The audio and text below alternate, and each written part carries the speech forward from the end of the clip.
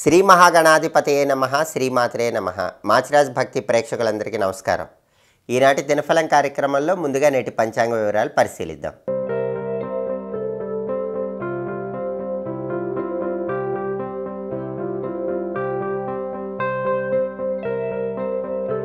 జనవరి 7 మంగళవారం దినఫలాన్ని పరిశీలిస్తే అష్టమి తిథి సాయంకాలం 4:27 వరకు ఉంది.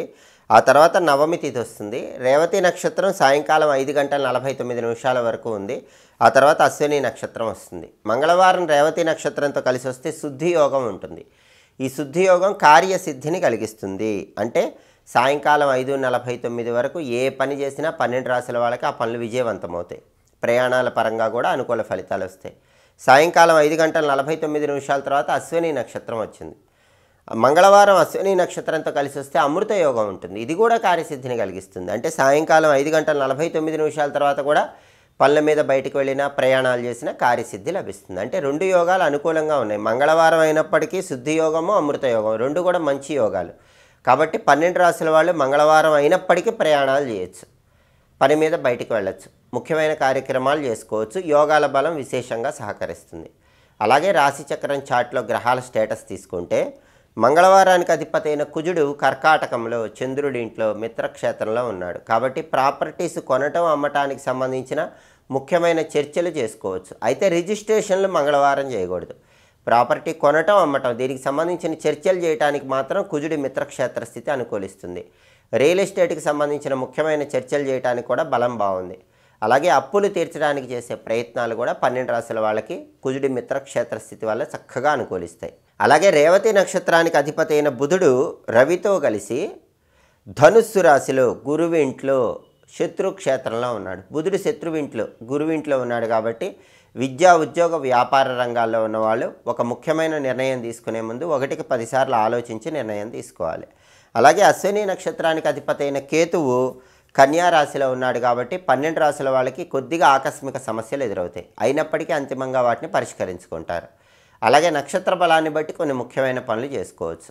ప్రధానంగా రేవతి నక్షత్రం సాయంకాలం 5:49 వరకు ఉంది. ఈ రేవతి నక్షత్రం ఉన్న సమయంలో అన్నప్రాసన, నామకరణము, చెవులు గుట్టించడం ఈ కార్యక్రమాలన్నీ చేసుకోవచ్చు. అలాగే భూములు గృహాలకు సంబంధించినటువంటి కీలకమైన డాక్యుమెంటేషన్కి సంబంధించినటువంటి చర్చలు చేసుకోవచ్చు. కానీ డాక్యుమెంటేషన్ మాత్రం చేయకూడదు. మంగళవారం కాబట్టి చేయకూడదు. అలాగే అధికార పదవులు స్వీకరించడానికి కూడా రేవతి నక్షత్రం అనుకూలిస్తుంది. అలాగే వ్యాపారంలో క్రయ విక్రయాలు, బిజినెస్ పరంగా ఇంపార్టెంట్ ట్రాన్సాక్షన్స్ చేసుకోవడానికి రేవతి నక్షత్రం అనుకూలిస్తుంది.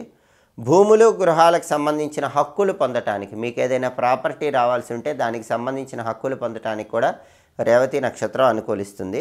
అలాగే ఉద్యోగపరమైనటువంటి కీలకమైన చర్చలు చేయటానికి కూడా రేవతి నక్షత్రం అనుకూలిస్తుంది. అంటే ఉద్యోగ రంగంలో ఉన్నవాళ్ళు ఒక ముఖ్యమైన నిర్ణయం గురించి ఒక ముఖ్యమైనటువంటి కీలకమైనటువంటి చర్చ చేయటానికి రేవతి నక్షత్రం అనుకూలిస్తుంది. సాయంకాలం 5:49 తర్వాత అశ్విని నక్షత్ర బలాన్ని బట్టి మంత్ర విద్యలు గురువుల దగ్గర నేర్చుకోవటం కోసం గురువులతో ముఖ్యమైన చర్చలు చేసుకోవచ్చు.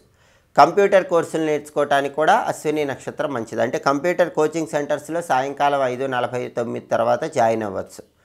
అలాగే పెయింటింగ్ కోర్సులు నేర్చుకోవటానికి కూడా అశ్విని మంచి నక్షత్రం. అలాగే అగ్రికల్చర్ రిలేటెడ్ వ్యవసాయానికి సంబంధించి ముఖ్యమైన పనులు ఏమైనా ఉంటే సాయంకాలం 5:49 తర్వాత అశ్విని నక్షత్రం ఉన్న టైంలో చేసుకోవచ్చు.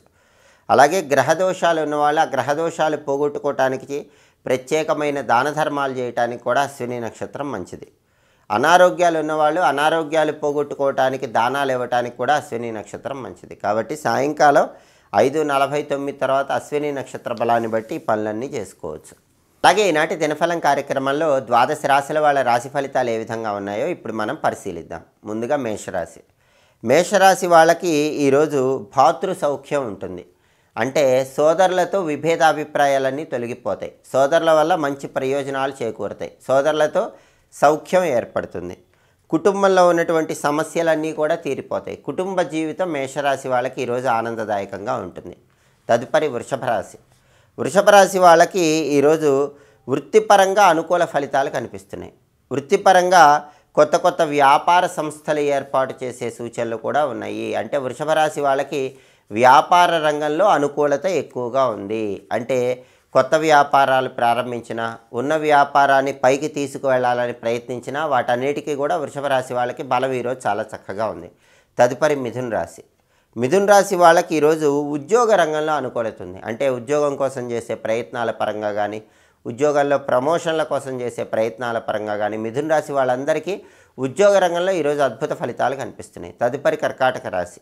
కర్కాటక రాశి వాళ్ళకి ఈరోజు విశేషమైన ధనలాభం కలిగే సూచనలు ఉన్నాయి. అనేక మార్గాల్లో ధనం సంపాదించడానికి చేసే ప్రయత్నాలన్నీ చక్కగా అనుకూలిస్తాయి.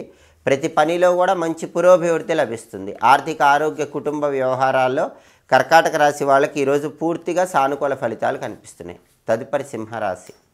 సింహరాశి వాళ్ళకి ఈరోజు తల్లిగారికి సంబంధించినటువంటి ఆరోగ్య సమస్యలు వెంటాడుతూ ఉంటాయి. కాబట్టి తల్లిగారి ఆరోగ్యం పట్ల ప్రత్యేకమైన శ్రద్ధ వహించడం అవసరం.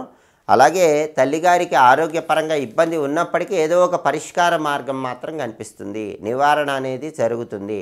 అయినప్పటికీ తల్లిగారికి సంబంధించిన ఆ ఒత్తిడి మాత్రం సింహరాశి వాళ్ళు ఎదుర్కొనే సూచనలు ఈరోజు ఎక్కువగా ఉన్నాయి. కాబట్టి తల్లిగారి పట్ల సింహరాశి వాళ్ళందరూ ఈరోజు ప్రత్యేకమైన శ్రద్ధ పాటించాలి. తదుపరి కన్యారాశి. కన్యారాశి వాళ్ళకి ఈరోజు ప్రధానంగా ఏ పని ప్రారంభించినా ఆ పనిలో ఖచ్చితంగా విజయం వరిస్తుంది. కొద్దిగా ప్రయత్నిస్తేనే ఆ పనిలో కార్యసిద్ధి లభిస్తుంది. విద్యాపరంగా కూడా కన్యారాశి వాళ్ళకి అనుకూల ఫలితాలు కనిపిస్తున్నాయి. అంటే పోటీ పరీక్షల్లో రాణించడానికి చేసే ప్రయత్నాలు అనుకూలిస్తే కాంపిటేటివ్ ఎగ్జామ్స్లో సక్సెస్ సాధించే యోగం ఉంది. వీటన్నిటి పరంగా కూడా కన్యారాశి వాళ్ళకి చక్కటి అద్భుతమైన ఫలితాలు కనిపిస్తున్నాయి. తదుపరి తులారాశి. తులారాశి వాళ్ళకి ఈరోజు మాతృ సౌఖ్యం ఉంటుంది. తల్లిగారికి సంబంధించిన సమస్యలన్నీ తొలగిపోతే తల్లిగారి ఆరోగ్యం బాగుంటుంది. తల్లి తరపు ఆస్తుల కోసం చేసే ప్రయత్నాలు కూడా చక్కగా అనుకూలిస్తాయి. అలాగే ప్రతి పనిలో కూడా మంచి పురోభివృద్ధిని సాధించే యోగం తులారాశి వాళ్ళకి కనిపిస్తుంది. తులారాశి వాళ్ళు అనుకున్న పనులు అనుకున్నట్లు ఈరోజు సులభంగా పూర్తి చేసుకోగలుగుతారు. తదుపరి వృశ్చిక రాశి. వృశ్చిక రాశి వాళ్ళకి ఈరోజు ప్రధానంగా ఉద్యోగ రంగంలో అధికారుల మన్ననలు పొందే సూచనలు ఎక్కువగా ఉన్నాయి. అంటే బాస్ మెచ్చుకునే అవకాశం ఎక్కువ ఉంది. ప్రమోషన్ కోసం చేసే ప్రయత్నాలు కూడా వృశ్చిక రాశి వాళ్ళకి ఉద్యోగ రంగంలో ఈరోజు చక్కగా అనుకూలిస్తాయి. తదుపరి ధనుస్సు రాశి. ధనుస్సు రాశి వాళ్ళకి ఈరోజు కుటుంబ సౌఖ్యం ఉంటుంది. కుటుంబంలో విభేదాలన్నీ సమసిపోతాయి. కుటుంబంలో సానుకూల వాతావరణం పెరుగుతుంది. అలాగే మానసికంగా చక్కటి ఉల్లాసం ఉంటుంది, ఉత్సాహం ఉంటుంది. ఏ పని ప్రారంభించినా ధనుస్సు రాశి వాళ్ళు ఆ పని దిగ్విజయంగా పూర్తి చేయగలుగుతారు. తదుపరి మకర రాశి. మకర రాశి వాళ్ళకి ఈరోజు సంతానపరంగా మంచి సత్ఫలితాలు కనిపిస్తున్నాయి. సంతానం జీవితంలో అత్యున్నత స్థాయికి ఎదగటానికి చేసే ప్రయత్నాలు చక్కగా అనుకూలిస్తాయి. సంతానాన్ని చూసి మీరు గర్వపడే విధంగా సంతానం అభివృద్ధి చెందే యోగం కూడా మకర రాశి వాళ్ళకి ఈరోజు ఉంది. తదుపరి కుంభరాశి. కుంభరాశి వాళ్ళకి ఈరోజు మనస్తాపము కలిగే సూచనలు ఉన్నాయి. మానసికంగా ఆవేదన, ఆందోళన ఇలాంటివి కలుగుతూ ఉంటాయి. అయినప్పటికీ మనోధైర్యంతో, ఆత్మవిశ్వాసంతో వాటన్నిటిని అధిగమించి ముందడుగు వేసే ప్రయత్నం చేయాలి. అలాగే అనారోగ్య భావనలు వెంటాడుతూ ఉంటాయి. కాబట్టి ఆరోగ్యపరంగా ప్రత్యేకమైన శ్రద్ధ కుంభరాశి వాళ్ళు తప్పకుండా తీసుకోవాలి. తదుపరి మీనరాశి. మీనరాశి వాళ్ళకి ఈరోజు ప్రధానంగా వృత్తిపరంగా అనుకూల ఫలితాలు కనిపిస్తున్నాయి. అందులోనూ ప్రత్యేకంగా ఉద్యోగ రంగంలో మంచి అధికార యోగం కనిపిస్తోంది. అంటే ఉద్యోగంలో ప్రమోషన్ల కోసం చేసే ప్రయత్నాలన్నీ కూడా మీనరాశి వాళ్ళకి చక్కగా అనుకూలిస్తాయి. అధికారుల మన్ననలు పొందగలుగుతారు. 12 రాశుల వాళ్ళు అనుకున్న పనులు అనుకున్నట్లు దిగ్విజయంగా పూర్తి చేసుకోవాలంటే మంగళవారం కాబట్టి సుబ్రహ్మణ్య స్వామికి సంబంధించిన ఓం సుబ్రహ్మణ్యాయ నమః ఈ మంత్రాన్ని 21 సార్లు చదువుకొని పని మీద బయటికి వెళ్ళాలి. ఓం సుబ్రహ్మణ్యాయ నమః ఈ మంత్రం 21 సార్లు చదువుకొని వెళితే వృత్తి, ఉద్యోగ, వ్యాపార రంగాల్లో విశేషంగా రాణించవచ్చు. అనుకున్న పనులు అనుకున్నట్లు దిగ్విజయంగా పూర్తి చేసుకోవచ్చు. అలాగే మంగళవారం కాబట్టి ఉదయం 6 నుంచి 7 మధ్యలో, మధ్యాహ్నం 1 నుంచి 2 మధ్యలో, రాత్రి 8 నుంచి 9 మధ్యలో కుజహోర ఉంటుంది. ఈ కుజహోర ఉన్న సమయంలో అప్పులు తీర్చడానికి చేసే ప్రయత్నాలు అనుకూలిస్తాయి. ఎలక్ట్రికల్ పనులకు కూడా కుజహోర మంచిది. కుజహోరలో సాహసోపేతమైనటువంటి పనులు నిర్వహించడానికి కూడా కుజహోర చాలా చక్కగా అనుకూలిస్తుంది. హోరాకాలాన్ని బట్టి ఈ పనులు చేసుకుంటే ఉత్తమ ప్రయోజనాలు సిద్ధింపజేసుకోవచ్చు. ఇవి ఈనాటి దినఫలం కార్యక్రమంలో ముఖ్యమైన అంశాలు. మళ్ళీ తదుపరి దినఫలం కార్యక్రమంలో తిరిగి కలుసుకుందాం. మా వీడియోస్ మీకు నచ్చినట్లయితే మా ఛానల్ని లైక్ చేయండి, కామెంట్ చేయండి. మా ఛానల్ వీడియోస్ 10 మంది మిత్రులకు షేర్ చేయండి. మా ఛానల్ని సబ్స్క్రైబ్ చేసుకోండి. పక్కన ఉన్న బెల్ సింబల్ నొక్కటం మాత్రం మర్చిపోకండి. సర్వే జనాః సుఖినో భవంతు. స్వస్తి.